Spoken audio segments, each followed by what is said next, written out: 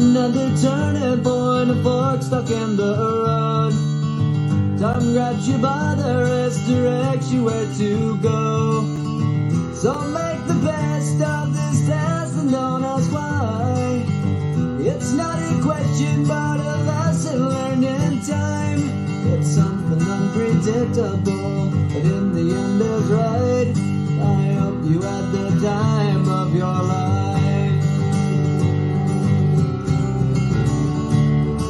So take the photographs and still frames in your mind, hanging on a shelf in good health and good time. Tattoos of memories and dead skin on trial.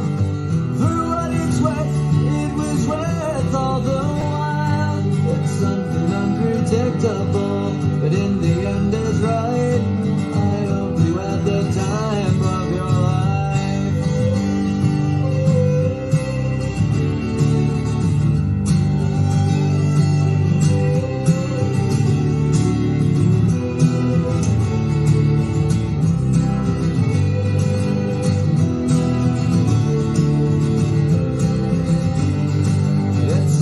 Unpredictable, but in the end is right. I hope you had the time of your life.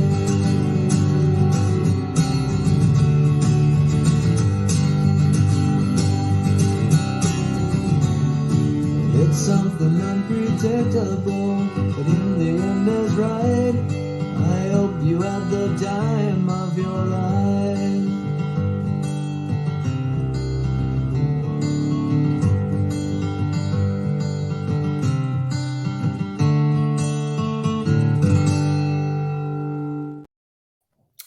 Welcome back to a special edition of the Wolff Den. I am Art Vandelay filling in for Matt Wolff tonight. Today we have a special episode for you.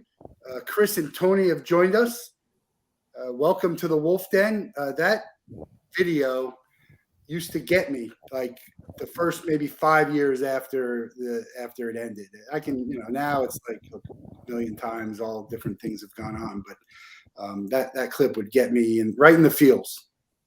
Yeah, a couple of things about that clip. One, I believe Skip Collector probably put that together, and we had him on our podcast, actually, editor for Seinfeld. He talked about putting that together with us. And I don't know, it always rubbed me the wrong way using that song. I wasn't a big Green Day was the hit back then. I don't know. It was a little too wishy-washy, a show that doesn't cry. All of a sudden, you're going to try and make us cry at the end. I don't know if I really loved it. I get what they were going for, and I get that, they got to throw some sort of emotion in. I think I might have dragged that a little too long, but I get their sentiment, and what are you going to do? But we're big fans of Peter Melman, who put together the 100-episode whole episode, which is great with the clips and the cuts and everything like that. He kind of pieced together by category and whatnot. But anyway, I jumped in there, but I had to say something. Just like you said, of course it's going to get you. It's got every scene. It's got the song. You're going to get choked up for sure. But I don't like that they went that route. Sometimes it bothers me. I love Green Day, but I get the point about the sad kind of thing, putting on but they were wrapping it up. I think it was more of like, we're wrapping it up in a bow. We're sad about the whole thing. Maybe you should be too. Who knows? Tell everybody quickly who you guys are, and let's get into it. Go ahead, Tony. We're the co-hosts and co-creators of this podcast. Is making me thirsty. Number one destination for Seinfeld fans. We've been friends since we were 7 years old. We've watched Seinfeld since it aired on day one live, and haven't looked back since. And we've talked to over 100 guest stars and writers, crew, super fans, you name it. And definitely happy to be here, man. Yeah, we started this just about 3 years ago to the date almost. During COVID, needed something to do, and one thing we could always talk about was Seinfeld. So it's been an honor, and I'm glad to be here with you today. Yeah, I'm excited to talk. Seinfeld is my favorite show of all time. I believe it's the best show in the history of television. And, look, that's always so subjective. This will throw you for a loop probably. Give me one show that you can make an argument might be better than Seinfeld if you had to pick. Are we talking any genre? Yeah, I would or say just it's gotta be a sitcoms? sitcom. I'd say it's got to be a sitcom. If it's got to be a sitcom, I mean, Cheers is really good. After that, I mean, I wasn't into All in the Family, but I'm sure people will make that argument that were there at the time. But yeah, The Simpsons maybe, but it's just too long. I think eventually you just have to, at that point, cut it out of the thing. And it's also a cartoon, but maybe O'Hara's a couple of other sitcom wise. I mean, maybe Cheers is the only other one I would compare it to. Yeah, I'd say Cheers. But there's a reason I Love Lucy and The Honeymooners. They're still airing today. Like that's not by dumb luck. So as a historian, you got to put those up there. But yeah, for our money, it's Seinfeld. I mean, it's Seinfeld seasons one, Of course, one through six, I would say. But we can get into that. No, I know. I'll probably disagree with you on that when we get into it, but that's fine. That's what it's all in the eye of the beholder. I mean, MASH had the numbers, so that's what everyone used to think, right? MASH had the series finale was some astronomical number at that time, and so when people were saying what's the best show, they were saying, well, maybe MASH is it. A different era. Listen, there was only 3 networks back then, but yeah, MASH holds a record over 100 million. I mean, only the Super Bowl beats that, so it will never be touched. Obviously with the how many streaming services we have now and cable TV, the whole thing. So, but it's not all about numbers, as we know. The greatest episodes in Seinfeld ran on Wednesday night, so and only about they average about 16 million viewers versus 33 million watching the Frogger, for crying out loud. So it's not all about numbers. Dave Buck with The Office, great show. I'm not sure it's even close, but it's a great show. The Office, I'm not going to say that I can't poo-poo The Office because I did go through it. I didn't really watch The Office when it was live, but I went through a stage where I watched all the reruns and all the way through. The only thing I would say there is it does the gimmick that everything else does. Let's get these two people together, the love, all that shit with the Pam and the dude. Right there, you lose me. Seinfeld didn't do that ever, and that's why it's the best. It didn't do Ross and Rachel, didn't do fucking even Sam and Diane. I mean, I brought up Cheers, but they ran the gimmick too, and Seinfeld never did. They had the anti-gimmick, like the whole Jerry and Elaine. That was like the anti. I don't think relationship humor is really what the show's all about, as George says during the show within the show pilot. So I think Larry David probably really said that you have to guess. So Brent, a good friend of mine, is the biggest Seinfeld fan I know. We've had some game nights, and I might have won, my other friend, but he knows everything, almost probably in the way that you guys do. The episode name, what else happened, he knows is good. So it's good to have him in the crowd, and he'll get some good questions for you, I'm sure. You said this is a pandemic thing. Did you guys come together and said, we should do a podcast? What are we going to do about it? Or did you come and say, let's do something around Seinfeld? Yeah. So, I mean, like O'Hara said, the pandemic started, right? I was just thinking, here's the thing, like we could talk about it. We made this podcast about anything. And me and O'Hara will probably have a good rapport and that sort of thing.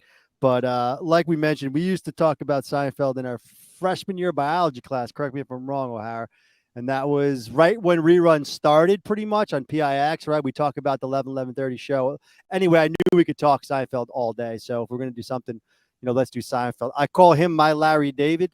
I did a few podcasts by myself years ago, tried to do this shit. It never worked out. I'm like, I need someone who's going to be able to run this thing right. And so I just texted him, and here we are 3 years later. I mean, it's a grind, man, as you know.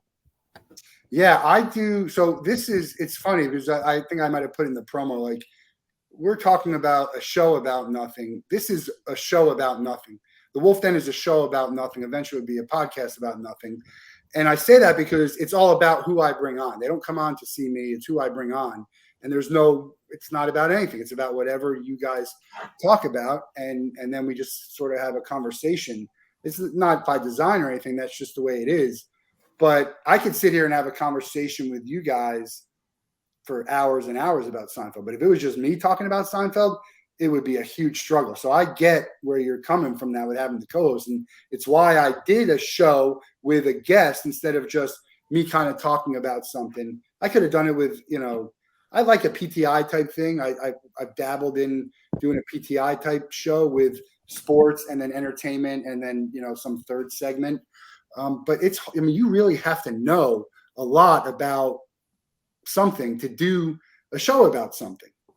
Yeah, and not only that, I mean, the show evolved, if you will. I mean, the first 20 episodes were just going season by season, what we liked, what we didn't like. But where it all changed was when we started getting guests, and then it took off, and Chris's idea. I didn't even come to ever cross my mind that we could have guests. And this kid. Well, you got to have, if you wanted sustainability, that's what we had to do. So, we started off with some guests we knew in like the New York market from WFAN and Sports Illustrated. And then hit gold when we found Jimmy, Anthony Stark, who played Jimmy. And then from there, for the next 2.5 years, we've had over 150 guests, from guest stars to writers, producers to the hair lady, you name it. So it's been a lot of fun, and yeah, you got to know your stuff when you're talking to these people, because if not, they'll carve you up. And also when you're talking about it, because if you're talking about something and I'm watching this and you make a mistake, there's gonna be someone in the comments who's gonna be like, "What are you talking about? How do you not know that?" And it was I'm gonna get to an example of. Well, that's why I'm glad this is live, because Tony is the editor, so he usually edits out when he fucks up, and he leaves my mess ups in there. Look, some of my greatest moments on the show. O'Hara always says our thing's not trivia, right? So, we know it, definitely know it, but there might be people that know the show trivia better than us. I mean, I'll pick the Pepsi challenge, but I'm not going to say I don't know everything, right?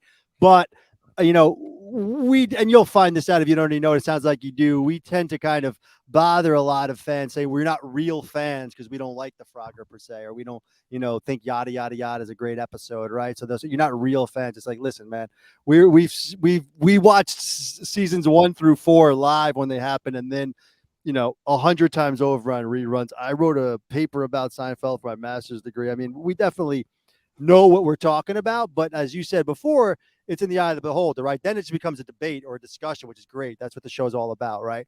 We do a segment now on our show called 2 Up and 2 Down that O'Hara came up with, where we got to give 2 positive and 2 negative about every episode. So for great episodes, it's very hard to find downs, right? And for episodes we hate, we got to find ups. And so it gives everything, gives you a good sense of what, that we don't, just because it's an F as a Seinfeld episode, it doesn't mean it's like, it's still Seinfeld, right? So we're all on the same page here. So anyone out there who doesn't like us because we were, hard on those seasons, just relax. We're fans of the show here. All right. Yeah, I agree with that, because, and we'll probably disagree on some of the things. Like, I love Seinfeld. I don't even know if there's an episode I didn't really like. There's episodes I like better than the others, but there was always something in there that caught me to be like, that made it a good episode to me.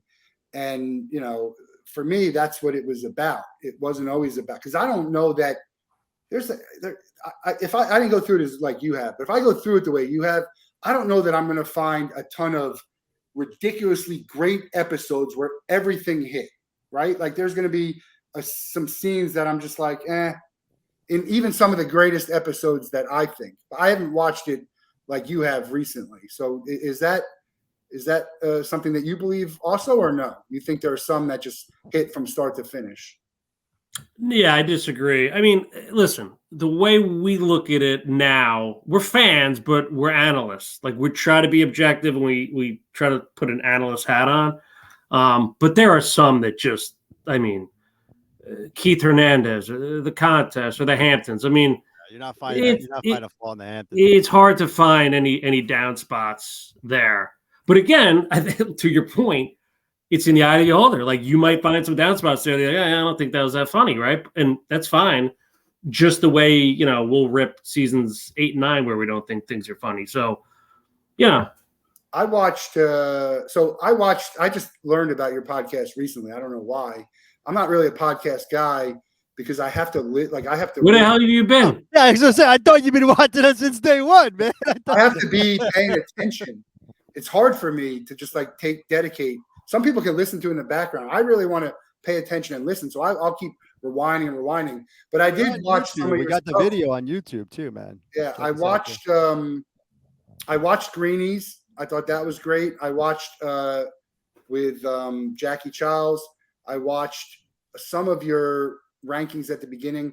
Now, like I said, I didn't think those were compelling episodes. Is that because it's just you weren't really talking about the episodes that much, or is that because it was sort of your first 20? Like I'm at 280. If you go back to my first 50, you're probably like, this guy doesn't know what the hell he's doing. Our first 20 are actually, I believe, behind a paywall now, to be honest. But we have clips on YouTube of some of those episodes. I thought I put those behind a paywall. No, I'm saying like maybe it was 21 to 25 where you were ranking. Yes, those are still up. Yes, and those were our last. So as Chris mentioned, we did basically 20 episodes where we went through every single season and every single episode, and then basically 21, the ones you're talking about, we ranked them. And we have those rankings, and we kind of stuck by them, but we say that we always, we can always go back and tweak because you never know these things. Yeah. But to your point, yes, those are early on. We were still, getting our sea legs. High school shit. We didn't know. Yeah, we didn't know what we were doing.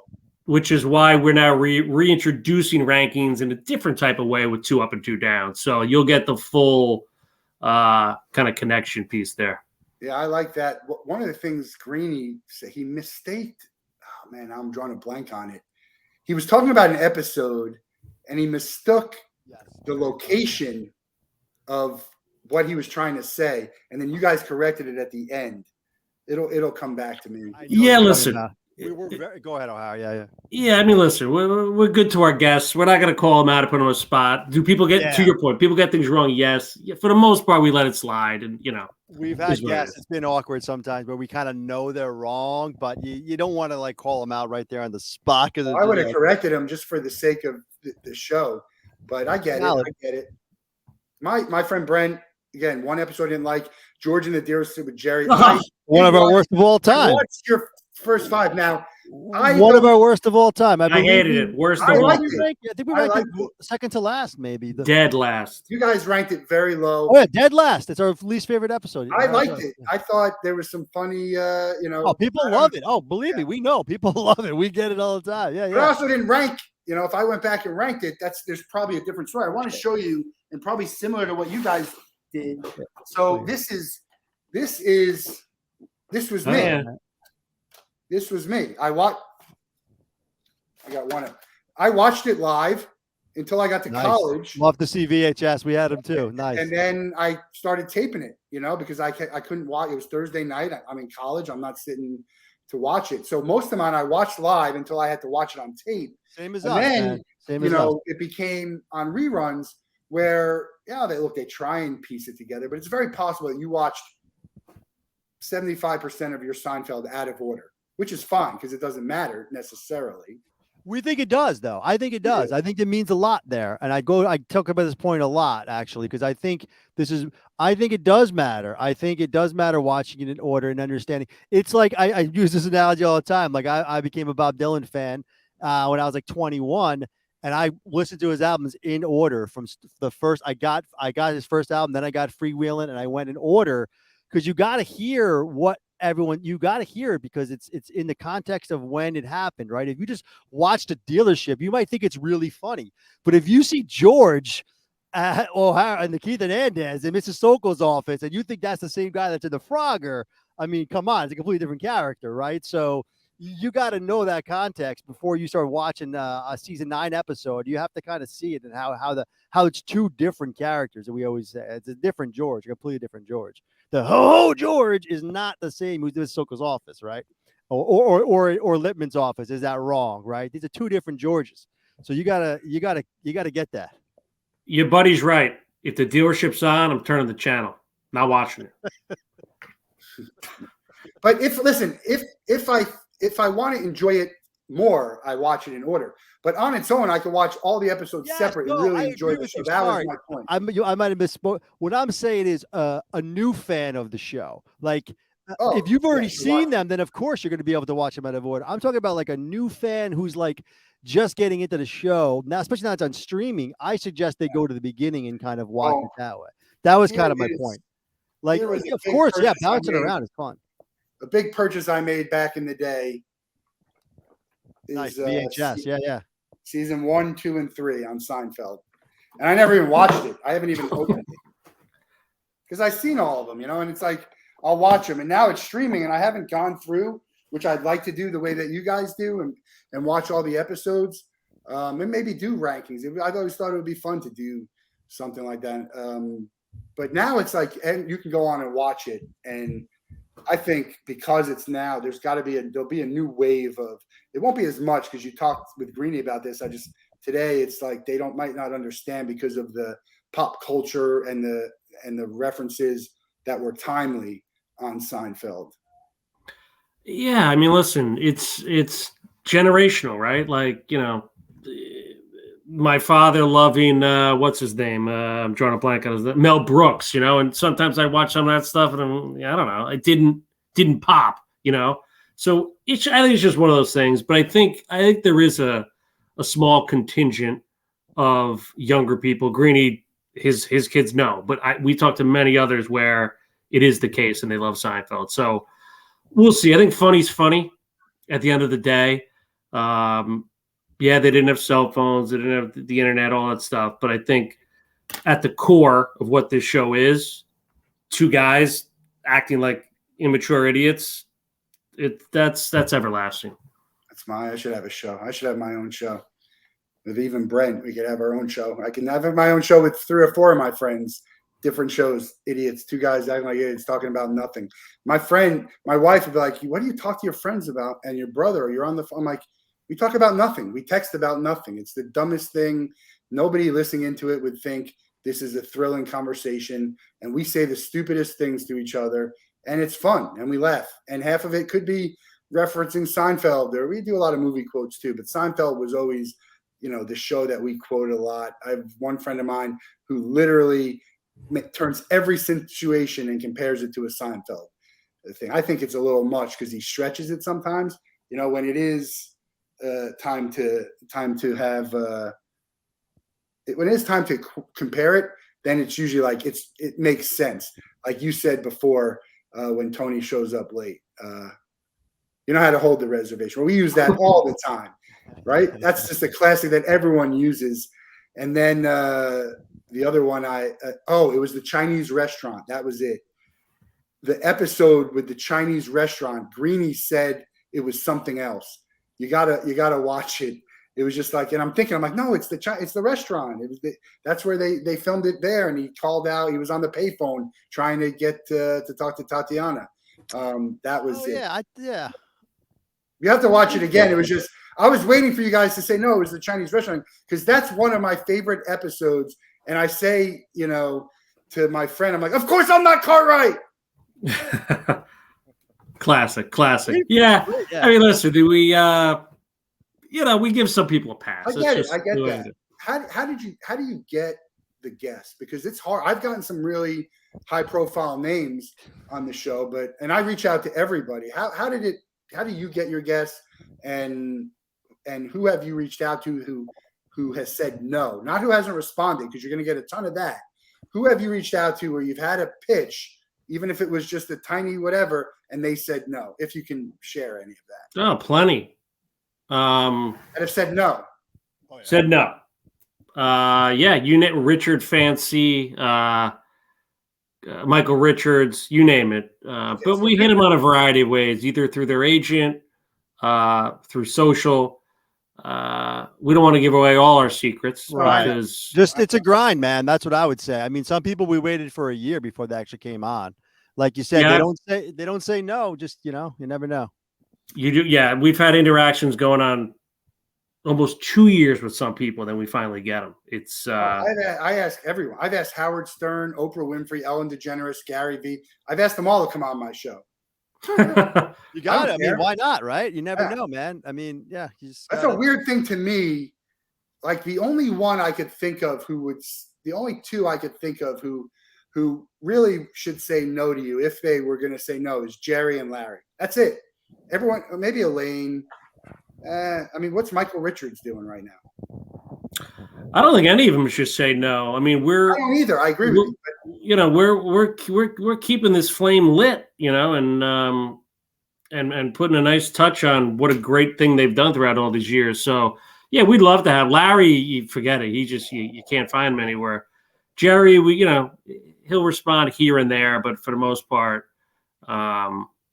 he's declined. Do you think you'll have them all on before you finish? Or will you not finish till you have them all on? If it happens, it happens. But honestly, the what we've built is kind of outside the main four. So we've had Peter Melman, one of the greatest writers on. We've had a lot of the people from the beginning. Like we said, over 150 guest stars. We had the casting director. I mean, like, this stuff is super interesting. Exactly. I don't know how much we're going to get from Jerry. Of course, we'd love to have him on the show, but kind of how the show was built. We've got so many more learnings across the board about the Big Four. If you can pick one out of the Big Four and Larry, who would you pick to come on the show? I mean, to me, I think that's a good question. I mean, obviously it's Larry. I just think obviously, but that's goes without saying, I think. But of the four main, I'd like to have Michael Richards, just because of everything we've heard. Every single guest star we've talked to has talked about Michael Richards in a very positive light. And the guy got, what happened to him, but I mean, that would be a huge get. The guy hasn't been, he's been kind of, I don't want to say in hiding, but you don't see him much, right? So that would be a huge get. But I mean, to be honest, our big two, at least I'll speak for me, I think O'Hara probably agree. Larry Charles and Tom Sharones would probably be bigger than those four, and Larry, we'd get more out of them, put it that way, and they'd give us more. But yeah. I like Kramer would be great. I think Larry David would get more in the weeds with us. Like, what was he thinking on this episode, or what he wrote here, versus I think Jerry would just be, maybe he'd give you a lot, but I think Larry would probably get more in the weeds, which we'd enjoy. Well, I don't understand why Michael Richards is gone. I mean, there's so many, like, you look at people like Louis C.K. and all these people who've been in controversy over racist remarks, and I would think it's time for him to come back and just, you'd have to think at this point it might even be on him. Maybe he doesn't want to come back. That's I think so. Like, he's, who knows? But we've had a great conversation with his ex-girlfriend for a long time. It was a great get we had, Ann Tallman, and she told us some great stories about him. And so I don't know. Well, and you forget, after Seinfeld, he had the Michael Richards show. Like, he had things going on that weren't Seinfeld. So maybe, listen, he had a hell of a run.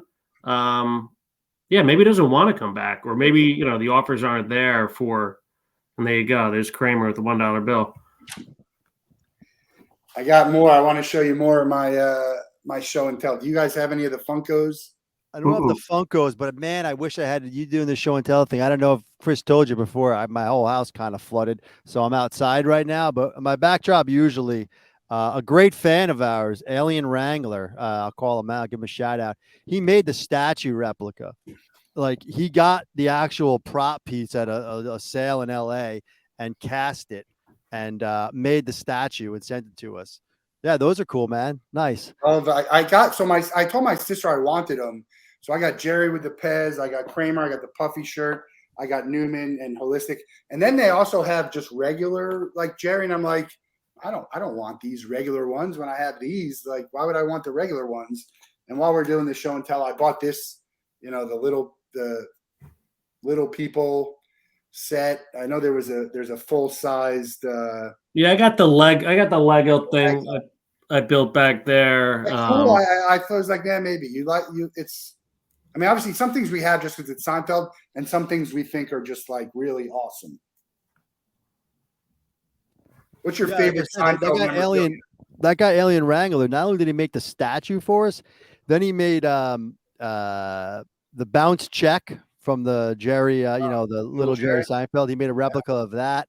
Newman's postal card that just says Newman on it. So yeah, there's a lot of those things out there, man. It's pretty cool. Yeah, and we got I'm not a big memorabilia guy, whatever. I got the old TV guide here. That's a big life-size poster. But upcoming guest Tim Kaiser, who's one of the founders, main executive producers throughout the whole run.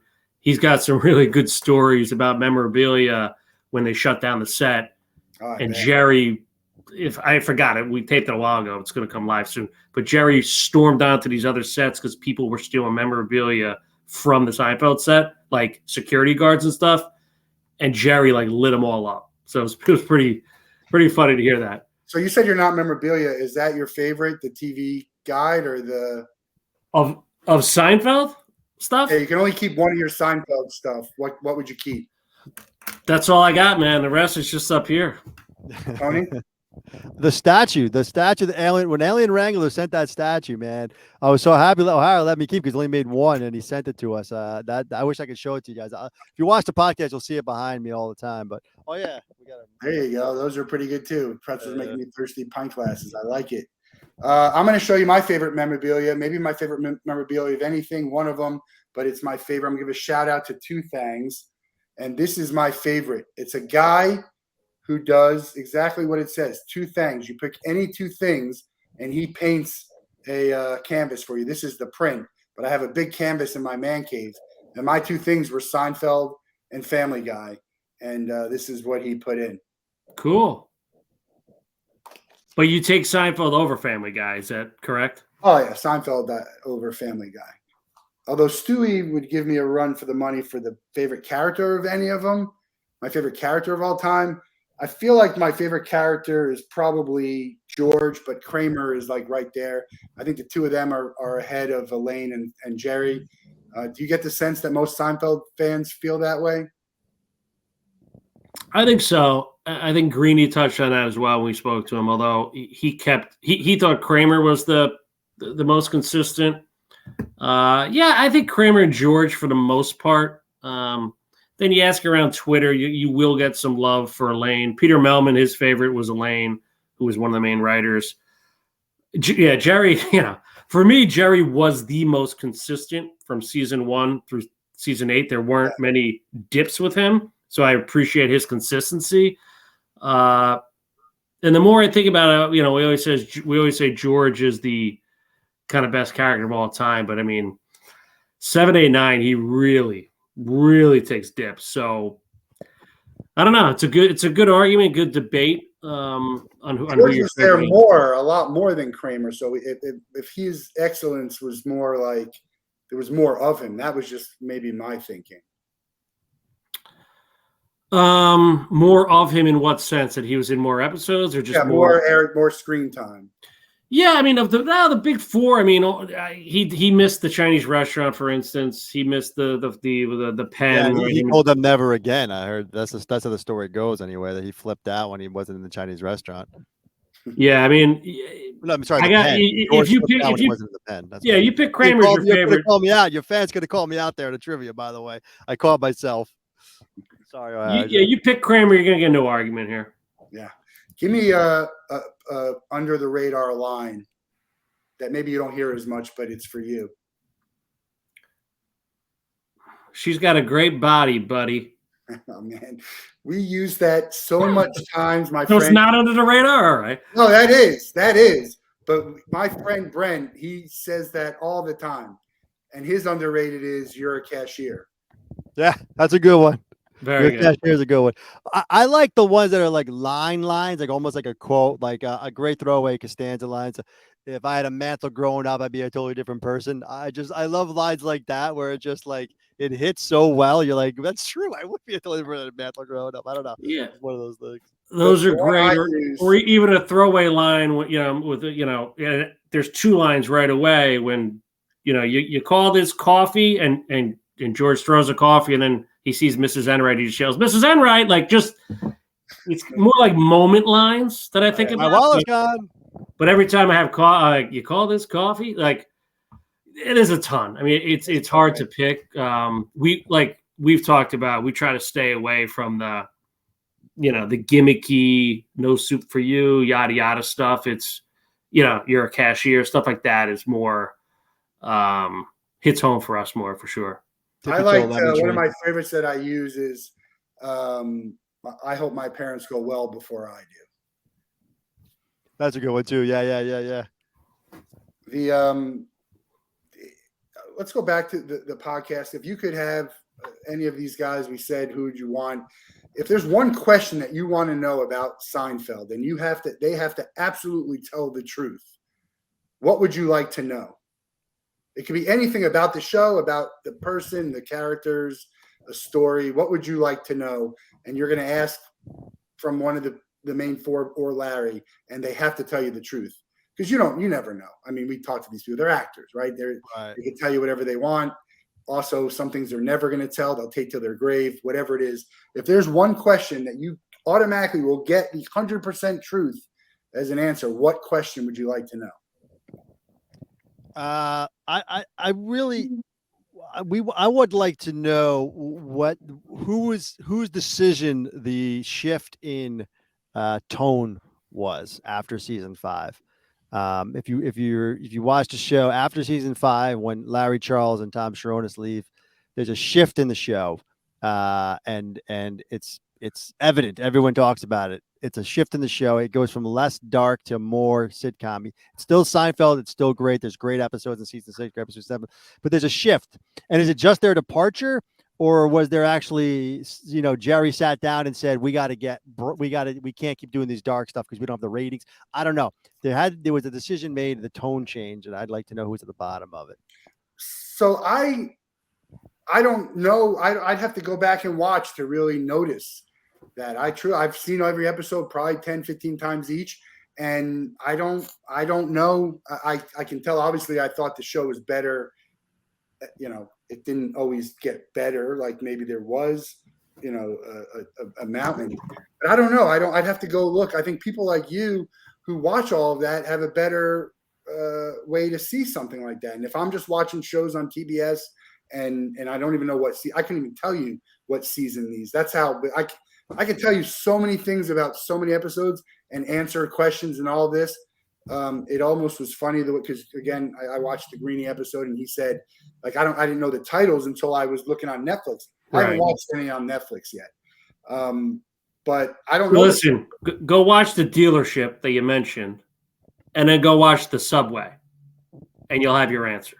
Well, you're saying just by the not because it was funny, or just it was a different tone. It's a tone. It's hard. It's a tone. The earlier seasons had a darkness to the tone of the show, the overall ambience, the grittiness, the subject matter. I mean, if you watched, especially Larry Charles episodes, like the limo, and these things didn't happen on television. Look at the what is it? The baby shower. Jerry gets shot for the illegal cable with an undercover FBI agent in a dream sequence in a sitcom on Wednesday night. That didn't happen. That's what I mean by you have to have watched it. Like that wasn't happening. If you watch sitcoms all your life, right? Did you ever see the main star of the show get shot in a comedic scene during a dream sequence? You couldn't even tell if it was a dream or not when it was first happening. I mean, these things are the limo, the subway. I mean, these were some dark, the Jack at the Pony remark. Versus George banging on a candy machine to get a Twix out. Now, I don't know. To each their own, but it's just it was more gimmicky than smart, and I think that was also right when the guy came in and said there was donuts and he ate the last one. I don't know. No one's arguing that it's not funny. I mean, that's where I think, as O'Hara said earlier, we're analysts at this point. No, I know. Yeah, it's funny. Of course, it's funny. I mean, it's just a matter of what's the humor, right? Like, there's different senses of humor. Like, it's just a different kind of show at that point. Like, that's all. I know you have it on for the people again. I encourage everyone to watch the podcast because there's great guests and there's great information in the way that you break down the shows. What's your favorite episode for the people who haven't seen that? For our podcast? Number one. What's your number one episode as a viewer? Oh, wait, hold on. Of Seinfeld, the show, or the podcast? No, the show.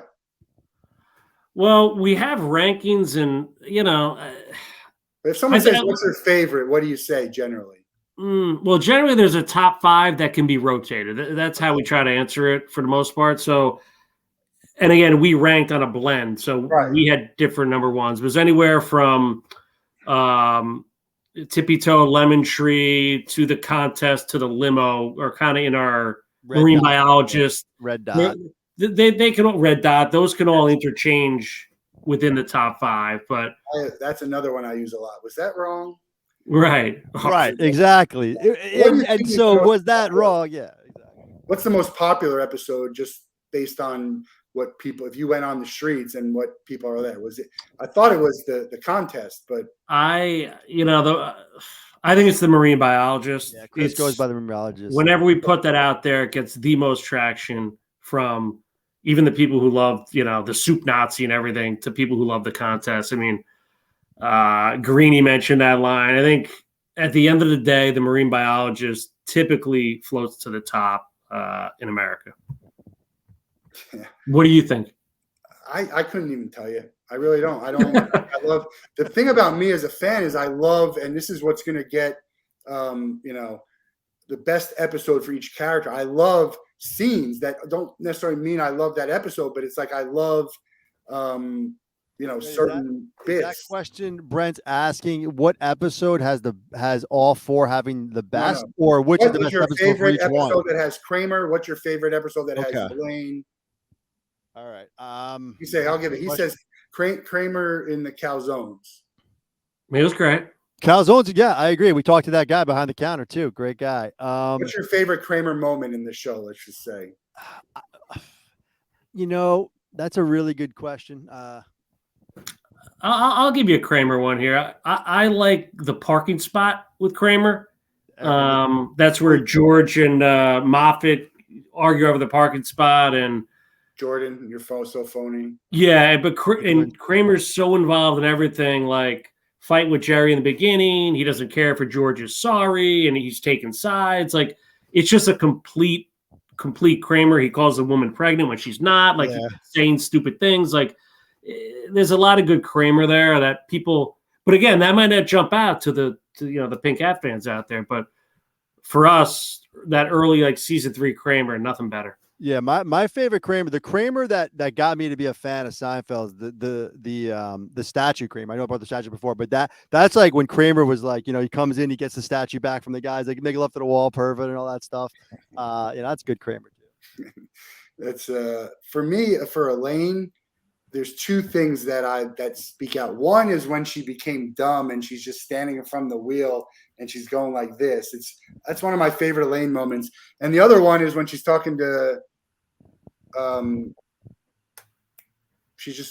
she's talking about Kramer and the late Wendy, and she's like, "No, I'm just thinking about the question." When she says, "Was there something wrong with him?" And she's like, "No, I'm just thinking about the question." Yeah. We like cutesy Elaine. O'Hara likes to call it cutesy Elaine when she has the poof. I think Elaine's great actually in the contest with JFK Jr. I think Elaine's great with the catch-up scene stuff. I think that's a good one. Elaine the Van Wyck. Yeah, everyone loves the Van Wyck Elaine. Nip, you can't go wrong with Nip. A lot of good Elaine in there. This and that early on with Jerry. Pandy's mother it out for you. I mean, there's some good Elaine in there. Again, Elaine changed. Chris talks about this a lot. Like, of all the characters, George and Elaine changed the most in these seasons we're talking about, like the later seasons. They became kind of different, and Kramer and Jerry kind of stayed the same a bit more. So you got two different Elaines and two different Georges, really. That's interesting because I'm going to watch it and see that. But we actually had two different Costanzas and Seinfelds, like right from the beginning. You're talking about the fathers. Fathers, yeah. Interesting. I mean, think about it. I think there was an upgrade on both of them, by the way. There's not enough sample maybe to see, but that seemed like a major home run. Oh, forget about it. Jerry Costanza. Jerry Stiller, absolutely. I mean, think about it. We didn't see the Costanzas to what season? We didn't see Frank until season. Contest. Well, it was Frank. The mom's first episode was the contest. Yeah, but we didn't see Frank until season 5, and they reshot him for the handicap spot, which was season 4. Right. So yeah, they were critical to carrying the show in the later seasons for sure. Yes, Brent's right. Kramer was hilarious in the Jamie episode. Yeah, Agreed. It's one of his best. I live on my own. Yeah. He likes what I do. That's what he says. He likes what I do. What do you do? George, the episodes. I mean, God, there's so many good George. Brent, no. All over the place, Brent. Brent's going from bootlegger George. How do you go? Come on. He likes I mean, my favorite George coincides with my favorite non-main character, and it's Jiffy Park. That guy is one of my favorites. He's like, you guys are trying to choose my car for starters. How's that? Yeah. Huh. I Yeah, love Jiffy listen. Park. You don't like the Jiffy Park guy. Nah, Jiffy Park, another one I'll probably skip if it's on. Yeah. Really? And again, that was when Susan was still involved. Like, the whole cast hated Susan, for crying out loud. So I felt like that showed in those later episodes when they brought Susan back. I'm not talking season 4 Susan. I'm talking later Susan. She'd be a So, good get. But here's what I'm trying to Yeah. explain to you. You guys are looking at an episode. I'm looking at that 3-minute clip of George standing. That's talking what to 2 the Up and different 2 Down's all about, man. You're Yeah. right. Good point. Yes, we're looking at his episodes when you bring it up like that. What you do though, what you just said about that, that's what we do 2 Up and 2 Down. That's why we do it, to find that one thing in that episode that made us laugh, right? Yeah, Or that. almost everything I'm talking about is just about that clip and not about the episode. That's So, fair. and I could watch that clip and be like, yeah, the rest of the episode doesn't really hit me, but it's enjoyable watching. And I don't really laugh hilariously at Seinfeld just watching all the time, but I'm laughing very hard. that's a good point. Yeah, because you remember like where you were when you heard it. You remember that what you said to a friend that reflected that same line. It's all encompassing. I hear you. But as just asking us, did you like that character during that show? We're going to tell you no. No. You know, Okay. we're gonna love George on the implant where he's double dipping and he's getting in a fight at a funeral with the girlfriend's brother. I mean, that's funny. That episode with Double Dip the Chip, I mean, that's maybe a top 10, definitely 20. Easy. Right? All timer. You never see it on TBS. Rarely ever. I'm always, I got to go watch it. But man, what a great, because that guy's great. The other thing is, like as you keep watching it back, like the character who played that guy, you see him in all these commercials and this other stuff, and you're like, it just even makes it better to watch someone who is like almost watching, Tone. I mean, Well, and he was. We loved having Tony on the show. I mean, Dan Cortez. I mean, yeah, that's the thing, man. Like, why this show's different is those guest stars. Like, you're like, oh, I know that guy. He was a double dip kid, or he was Hunky Tony. Like, you don't get that from Anything Cheers else. per se, or you get it from the shows like The Office. And You get it from The Simpsons and The Sopranos. That's it, for my money. That's the only thing where you get guests, and they're not nearly as good as Seinfeld's, where you're getting this many guest stars, their names, and all like the peripheral characters like O'Hara's talking about. Like The Office. Who's on The Office? That's the main people in The Office. Who comes in? I feel like they did. I don't know it as well. They were just new people in The Office when they brought in Spader and these other people, but they weren't guest stars in one episode that you're rattling off. It's not like knowing Babu. You know what I mean? Like or Jimmy or the Moyle or Bookman or the Jiffy Park guy or any of these people. Like you remember all of them. Bookman is his scene when he is really ranking on Jerry is just. I put that to me. That's a top. I don't have to even go. That's a top 20 Seinfeld moment. Okay, I'm not talking about episode. I'm talking about a clip for me. No argument.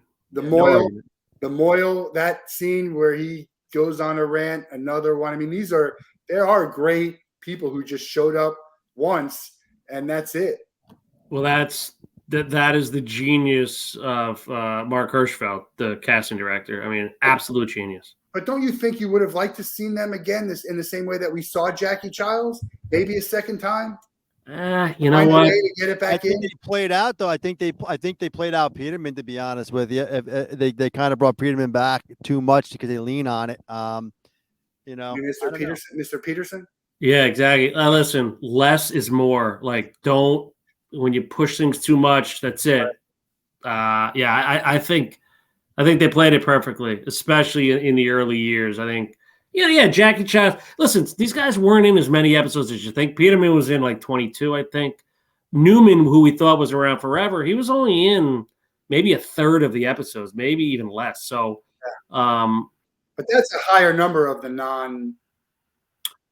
That's probably like where the Costanzas are, and I mean, there's Newman was in 48 actually. If you want to fact check me, Newman was in 48. He was great. I mean, what took you so long? I use that GIF on Twitter. Not even related to Seinfeld. Just like same with that's a shame. You guys have another bit on your podcast where people have to give like 18 quotes in 20 seconds, or is that? Or 20. No, we don't do gimmicks. We have something where people are rattling. Oh, you might have seen the Mark Norman clip. Is that what you're talking about? Well, maybe it was just once. I put that together. I edited that together. Oh, that's what you. Yes, that. Oh, nice call, dude. Yeah, no, I think that's what he's talking about. Because I did. Basically cut up Mark Norman's appearance, a comedian who's actually open for Jerry and a big fan of Jerry's, and I cut up his episode with us for all of his Seinfeld references in like a 30-second clip. Yeah. We don't do that. I thought that would be good to see how many someone can name. It's not a bad idea now that you mentioned it, but no, this was just I just cut it. I just cut it up. Definitely do that. That's a great. I was going to say I think that's great. I love Mark Norman. He is one of my probably top 10 favorite comedians right now. I listen to comedy on in the car. That's basically all I listen to. 90% of the time I'm in the car, I'm listening to comedy, and he's at the top of my list. He's a friend of the show. So I want to watch his episode, but I watch these other ones because I'm like, well, Mark Norman, I get his Seinfeld connection, but I'm like, it's not going to be as compelling as, someone who was on before, someone like Greenberg, who I know is a huge Seinfeld fan. Norman's very knowledgeable across the board for that. So yeah, he was great. Who do you guys like in comedy? Seinfeld was a comedian. That's what it all started from, right? He's a comedian, and it was a show, and that's why they kept him as a comedian on the show. Who do you like is in comedy these days? What's your type of?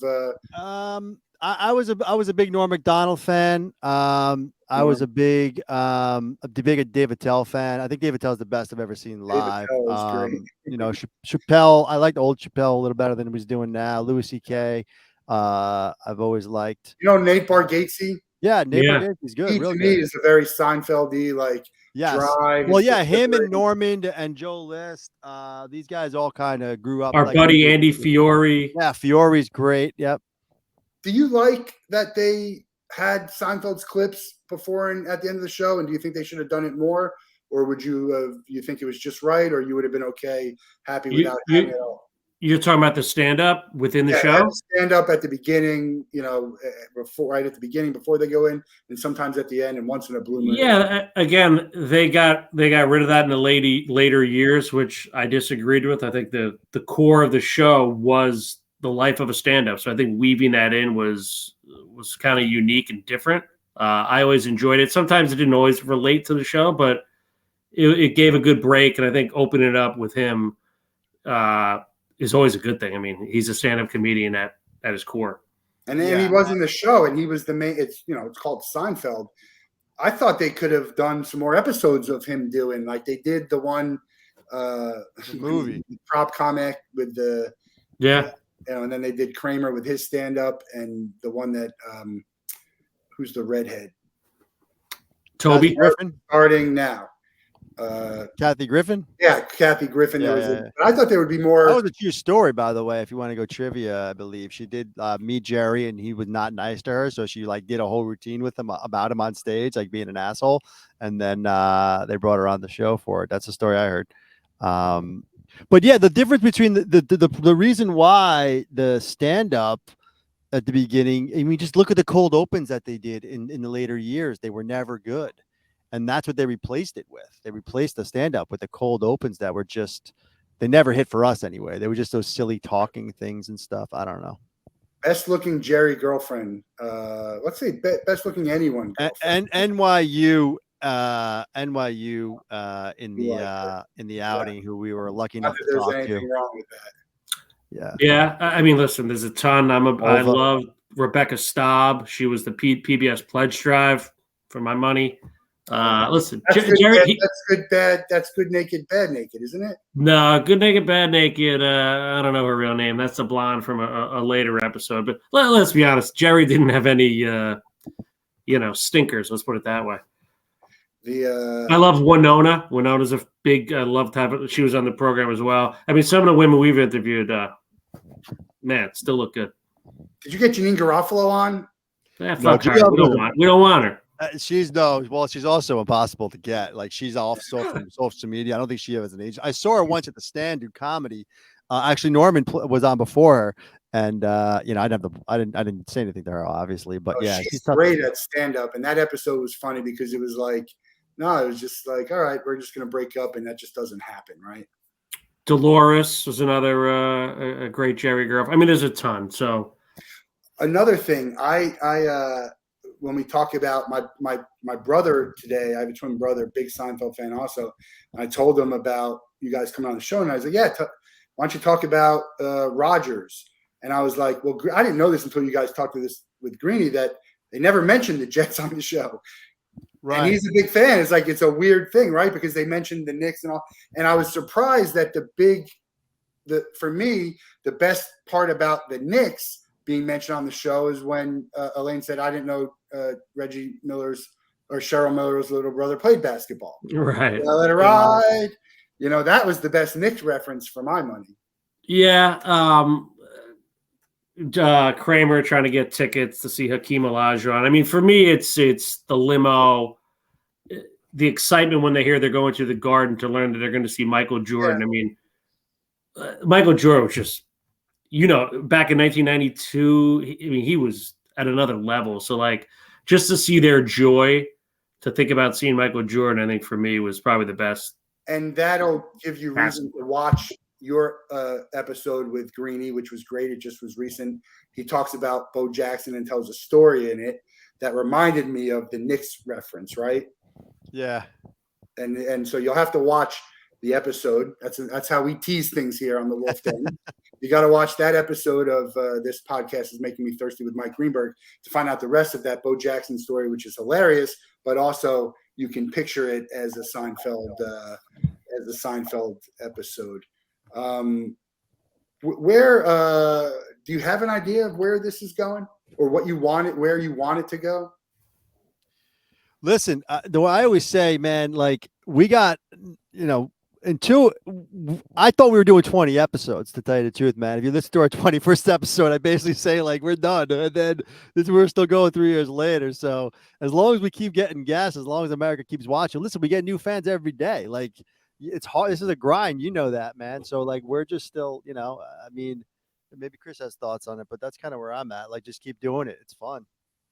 I mean, I keep mentioning like an analysis or historian. We're chronicling this show, in my mind, better than anyone ever has.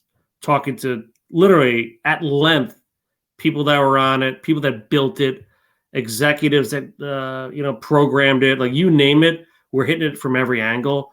So we're not done yet. I mean, we got a lot of big ones coming up. You know, some of the biggest writers and producers from the show that you're going to learn a lot more about. So, you know, the more we keep talking to people, learning, yeah, it'd be great to have Jerry and Jason and Julia for sure. But yeah, we're capturing the essence and we're building something here. So, what do you know about AI Seinfeld? Very little. I've seen it like writes a script or something like this, right? Well, it's just it's an AI generated Seinfeld, and it just keeps going on and on. It was on Twitch, but you could find it, and then they took it down. Oh, it's actually video too. It's video, and it's video, but it's not like, it's like AI generated. It's not right. It's not good video. It's, you're watching like a computer generated show, and it's got like, it's fascinating. You should watch like an hour of it. It's just crazy how good it is. But it's like, I think that there could be, I don't know, I feel like there could be a show that's similar to it. It doesn't have to be Seinfeld, but whether it's a reunion or a movie or later in life, or maybe have, you know, the young Seinfeld people, I feel like there should be something. I feel like there should be some, especially in the streaming age.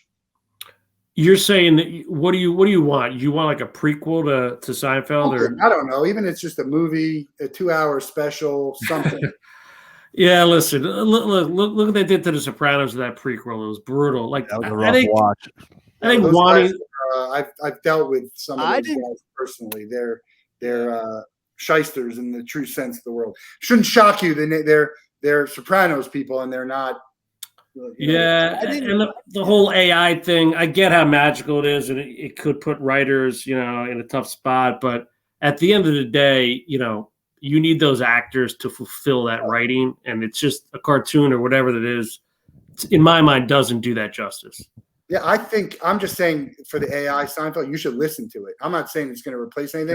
Gotcha. Train wreck, but you can't stop watching. You'll watch it and you'll just keep watching it, and then you go back and watch it. It's a rabbit hole. Have you had The Wiz on? No, but just to touch on that, what you just mentioned, like I didn't like the Curb reunion because the Curb reunion with Seinfeld, for those that saw where they kind of do Seinfeld, they took the 8-9 stuff, like they made George be George, and it just at that point it was too. They had their formula, they knew what they were doing. It was almost like they were too good and too polished, and it misses again. That was also because it was on Curb, so but I feel like that's what it would be if they tried to really do it almost. You I'll know tell you this much. One of my top 5 scenes of all time in Curb is George and the tip coordination. That's one of my. That was good. That was good. But that was probably the best part of the reunion. I used that the other day. I'm like, if they sold less than 1,000 tickets, touch your ear. And the guy goes, all right. I can never get enough of it. I'm a purist. I get it, but I also would watch almost whatever they put out. Now, whatever they put out would have to hit to a certain standard for me to continue to watch it. You know, but I would go to see it. I'd tune it in. I don't know. I think this whole Cobra Kai is I would compare it to that. Like Cobra Kai, and although that was a movie to a show, not a show to a show, I love Cobra Kai, and I think they stayed true to sort of what it was, but also made it its own thing. Maybe because it's not comedy, that might work better. I don't know.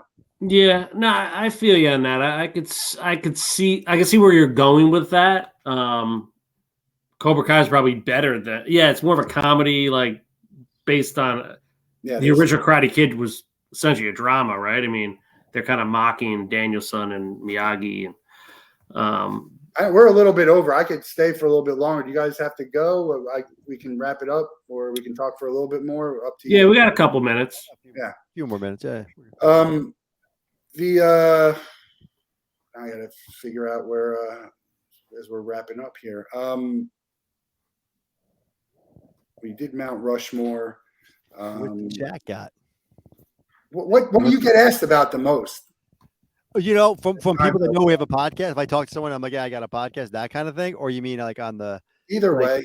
I mean, we get asked a lot about the main. Like if you had the main forum, we get that a lot, obviously, because everyone wants to know like how But and I guess the question that you asked, which is a really hard one to answer now that we've done so many episodes, it used to be a lot easier. But like, who was our favorite guest? Like. That one I still can't believe the people we've talked to. And I'm always like, I always think we got a good, like that's definitely one of my top 5. And then I think about another one because now that we've had a lot more, it's harder to answer that one. And like Chris said, we dove into, we talked to the assistant to Larry David. I mean, this guy had stories like just crazy, like these, you don't even think about these things, but everything has a story behind it, right? Like Babu's name. We found out how Babu got his name, like things like that, just like random, things like that. Like you're not going to get great to know if you're a Seinfeld fan. I mean, right. Yeah, exactly. So, if you want to stump your friends with trivia, watch up. You'll hear a lot of stuff no one's heard before. I'm telling you. Yeah, and listen, you said what? No, they don't really ask us anything. That's why it's great being on here. You're doing the questions. I like it, but we're usually asking all the questions. I mean, but the people we've spoken to, from Sid Farkas, the bra salesman, to Duncan Meyer during the race, to Dana Foley, Georgia psychiatrist, to Mickey. I mean, we run the rampant here with all these guests, and they all offer really something unique. But the crazy thing is the majority, 99% just have great things to say. And then you get a couple of wrinkles, Jerry asked me out, or Kramer asked me out, stuff like that. But for the most part, they were Boy Scouts. It felt like a fun thing to be a part of, where you have even Community, like everyone talked about. Chevy Chase was a real dick. Right. I mean, you have that one character who just didn't seem that way with Seinfeld. They generally enjoyed being around each other. I'm sure they had their moments. You're around someone for that long, that many hours for that long, I'm sure, but it just felt that way. We heard the cast of Night Court was a bunch of D-bags. We've heard a lot of bad stuff about Night Court, surprisingly. The new Night Court? The old the one. old night court. The old night court. A lot of our guest stars were in night court too, and they don't have pleasant things to say. Really, that's interesting. But I have 280 episodes. I could count on my hands the number of guests I wouldn't invite back, and it's not because they were terrible. It's just that maybe they weren't like great. It wasn't that thrilling, whatever. I don't need to hear names. Just about how many do you think? Or would you bring everyone back? Did you think everyone gave a pretty good, compelling episode for what you wanted? From people who part of the show, we'd bring them all back, hands down. Some were harder to drag things out of than others, for sure. Some could have talked for 20 hours. But everyone that was a part of that show, we would have back. There's some other, as we were building the show, we just had guests that were somehow affiliated with Seinfeld. We would probably give a second look at. But for the most part, we've had a blast with everybody. Yeah, that's great. I mean, I love doing anything that has to involve with the things that I love, like Seinfeld. And even if you look at my, that's why I didn't show you. If you look at my Twitter handle, it's Art Vandelay. And, Seinfeld it was in my dating profiles that, I love the Gators. I love Seinfeld. It just was a part of who I was. And when I left the ticket company and I went on my own, I named my company. I don't know if you can see here. Vandelay Consulting, of course. Now, I was Vandelay Consulting because in Florida, when I went to register, somebody already had Vandelay Industries.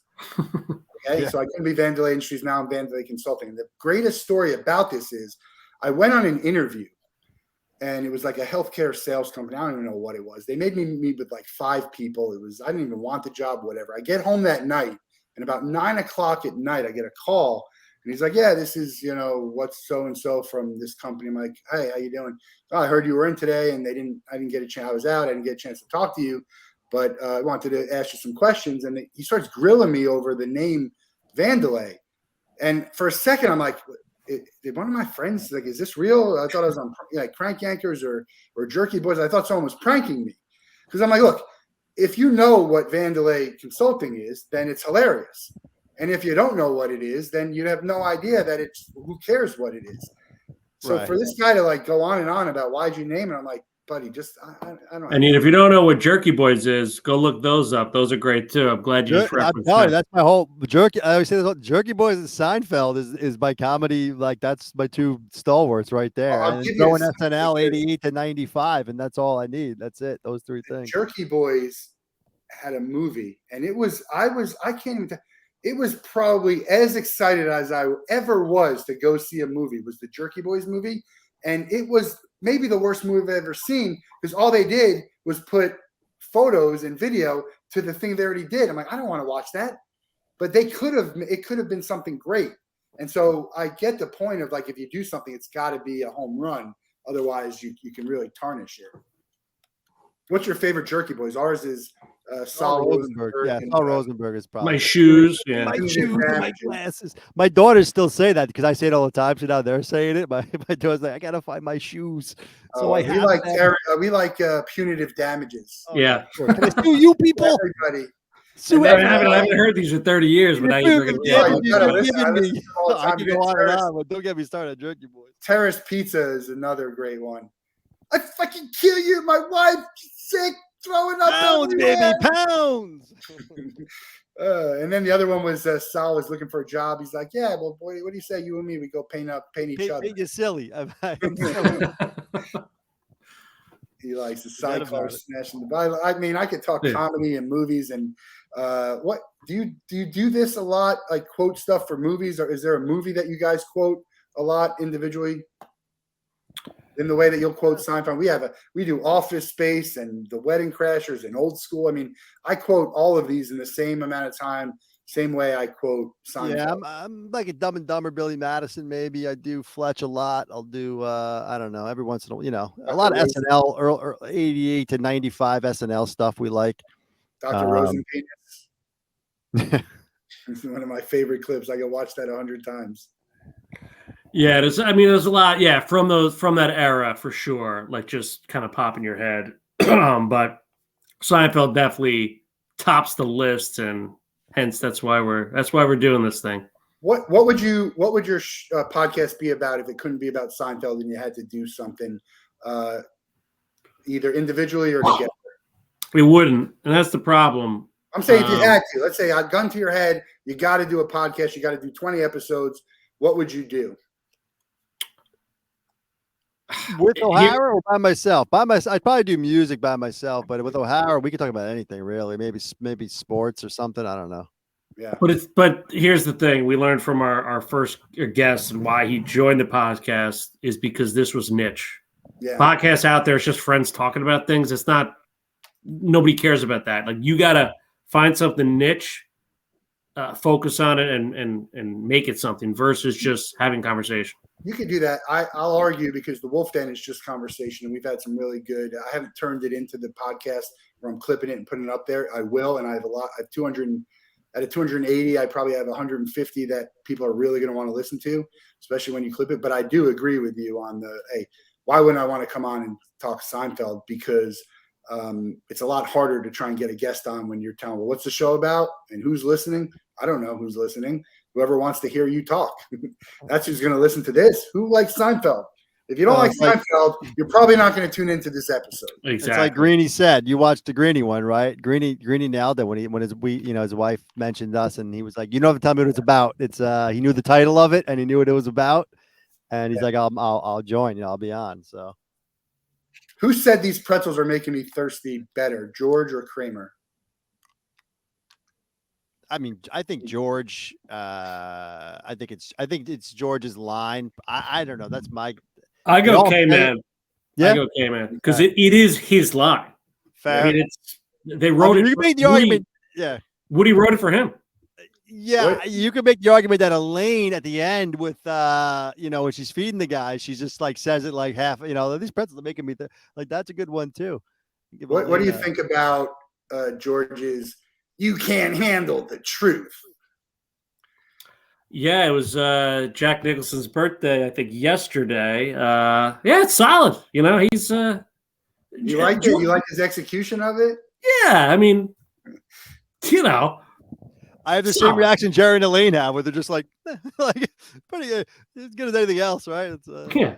Another one we use, the write-off. Love the write-off. Well, the write-off is great. The write-off. You have your own business, right? Yeah, you know how that I goes. say that all the time. Yeah, and I actually literally do use the same answer. Yeah. Like, I don't know what it is. I don't know what it is, but that's what it is, and they're writing it off. I mean, that's what Kramer. I mean, that's what I like about Kramer. That kind of stuff, or when when he fixes Elaine's neck, and he learned it from a guy by the World Trade Center, or he only watches Canadian C-SPAN, and like those little things, and how he has Tor Ekman. He knows Tor Ekman. That's the Kramer I like. Tor was man, that episode was really good with Jerry. I liked it a lot. I just again, that's just the scene of here when he's Cavaliers 87. He's great. By the way, he's Ned Ryerson. We had him on. Yeah, he's an upcoming guest. I thought we already posted that. We didn't post that yet. Oh, that's one of my favorite scenes. Is Ned Ryerson bang and he punches him. I use that all the time too. Could Seinfeld have been successful with only 3 of the 4? I don't know. I would actually say no. I don't think so. But you rank the importance. I mean, the importance, not who was the best, who was the most important to Seinfeld. If I was to say, obviously Jerry's got to be there, but if you would have removed any of the 3, which order would you have removed them in to think we still might be able to have a show? I would think Elaine's got to be there just to have a female presence in. I think the foundation of the show is Jerry and George. Yeah.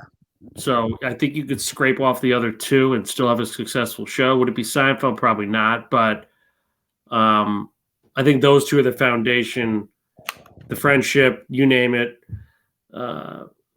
Kramer and Elaine are all-time greats, but in theory, I would peel those 2 off. Give me a couple names of characters on Seinfeld.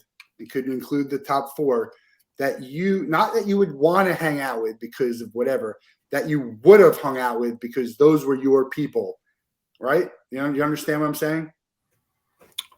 Like I wouldn't hang out with Jerry because he complaints. Oh, the Kramer.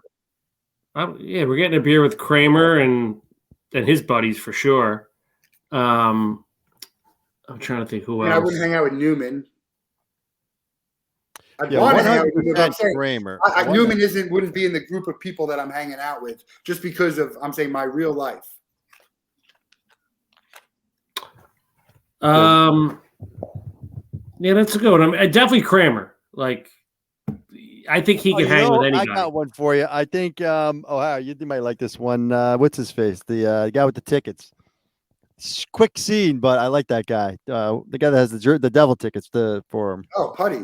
No. The guy who has the tickets. Alec Berg. Oh, Yeah, Alec Berg. Alec Berg. Oh, I thought you were going to give me Harry Fong.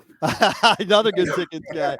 I mean, Crazy Joe DeVola is one of my favorite all time. I wouldn't hang out with him though, but I liked him. I liked the doorman. What's his face? He's hilarious too. 10 Things I Hate About You. Yeah. I'd get a beer with Rick Levington, who called George a loser. He's the boss. Sid Farkas. Although you got to watch him with around your wife, I guess. But Farkas was always fun. One of my favorite scenes, also real random, is just Jerry doing Overture outside. I just love that scene. The opera's an all-timer, dude. Yeah. The opera's an all-timer. Lloyd Braun. I get a beer with Lloyd Braun. Why not? I think. Which Lloyd? That's another one who changed. We spoke to both of them. Again, we're partial. I prefer the original Lloyd just because it's an all-time episode. But both were incredible. We also quote. He did me a personal favor. That's what we quote on that. He did it today, just we were talking about who you could talk to with, talking about just like sort of quotes that come out with us. I've got hand, you're going to need it. I mean, I've never done a solid before. Yeah, there's a lot of. Yeah, there's so many quotes that are just, man, I don't think there's like, when you start thinking about Friends, I think about Pivot. We were on a break. I mean, can I say 20 quotes? Maybe if I thought hard, I could come up with 20. But there's no show that has the amount of quotes. And maybe it's because I like it so much and I watch it so much. But I watch a lot of shows. I watch Community and Big Bang Theory and Office and all of these and Friends. And I don't get the same. They don't stick with me the same. Yeah, that's the art of this show. That's why 33 million people watch it every week. Yeah. We're going to let you guys go with the same question that everybody gets. It's not Seinfeld related, ironically. You can spend 24 hours with anybody in the world. They have to be alive. You can't be related to them. It might be Seinfeld related. Who would you choose and what would you guys do? Now you have an opportunity to say Seinfeld or Larry David, but is there someone else you'd rather spend 24 hours with, a full day to do anything you want? Probably, I don't know, Bill Murray maybe. I don't know, just throwing it out there, but put me on the spot. So Bill over Larry and Jerry.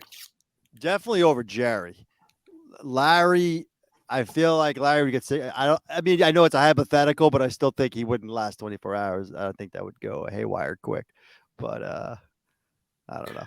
Yeah, I mean, if we're going Seinfeld, I'd probably choose one of Jerry's girlfriends for 24 hours. Just pick anyone off the top of your head. Doesn't have to be Seinfeld. But if not, George Washington. No, they had to be alive. I thought you said alive or dead. No, I said they have to be alive and you can't be related to them. Yeah. That's a tough one, man. Just because we talked about it, you brought it up. Bo Jackson. Like, what, interesting to be such an athlete of his stature during that time and to lose it all. And, he's got a food product line. He's doing some good stuff in the business world. So I might be able to make that happen someday. I'm working on some stuff with his company and the people who know him. So nice. Greeny might be able to introduce you to him someday. I did have, as I thought about it, you mentioned Bill Murray. Give me one actor or celebrity that you would have liked to seen on Seinfeld as a guest star. Bill Murray would have been great to find him in there. I think Chevy Chase probably would have been pretty good too. He could have been the Close Talker. the close talker, or the guy I just mentioned, the doorman. I feel like he could have been a good doorman too. How about Steve Martin as the muscle? I'm drawing a blank. We've been talking. And he trains him. Yeah, I don't know. Like when they had the kitschy famous people on, I enjoyed that less. I like that. I agree. Yeah. I like that these guys who became stars because of the show, versus having a Courtney Cox on or something that, you know. I mean, they could have had someone like Keith Hernandez be themselves also. Well, they had a few of them. Mr. Tomei was a great one of those where they were themselves. You know, everyone loved the Raquel Welch too, Bette Midler. You know, these types. Mel Torme. One in a million to one shot, Doc. Yeah. Yeah, I would have loved to. Yeah, there's so many, but yeah. Who's that chucker? That's another. Who's this chucker? Another. I'm not driving to the airport. I mean, we talk about that all the time. Here, as you say, one last line. Well, you showed her who you are. They took it out. Yeah. I guess I keep thinking a question we go all night, but another question. Did they end it? Did you like the way they ended it? I know you guys liked the last episode.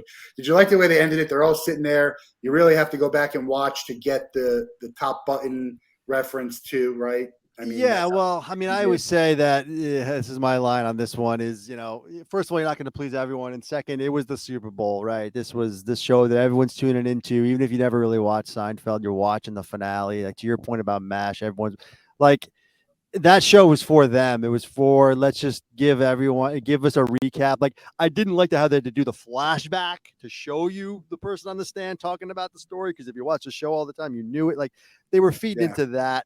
And I just think it was like this. It was like New Year's Eve or the Super Bowl. Those things where it's like everyone's got to tune in. It's not really for those fans who are kind of, you know, quote unquote, it's a made for TV event. Yeah, it's one of the biggest complaints I have of other events. It's made for TV, and the people are actually the fans. They get left out because they got to deal with it. It wasn't a bad episode though. I think it gets way too much flack. Like, how are you going to? No matter how, and then they were going to get complaints. I like that they still stuck with no hugging aside from the montage that you showed earlier, which wasn't really the show. They stuck with the ending to not be hugging. You know, they tried to do the little thing on the plane with Elaine, and that was their joke on it. But yeah, I don't know. That's I don't know. Chris might have more. That's where I stand. Did you like? You know where I stand. I thought they should have finished the series after season 5 when George got the job with the Yankees. But that's just me. But you know, to Tony's point, you couldn't make everyone happy. I think it was a very solid show. But again, finales are impossible. You know that. Yeah, I agree. Matt, check it out. This podcast is making me thirsty. You can check out. We're still on? Freeze on us? Yeah. No, we lost you, Matt. He's saying really nice things, though. This podcast is making me thirsty. Subscribe on YouTube, SeinfeldPodcast.com as well. But the YouTube's where it's at. We got visuals and things like that. And at this thirsty on Twitter. We out? We got to be, I think, right? I mean, froze up at the end there. SeinfeldPodcast.com. It's on iTunes. It's on Spotify. It's on YouTube.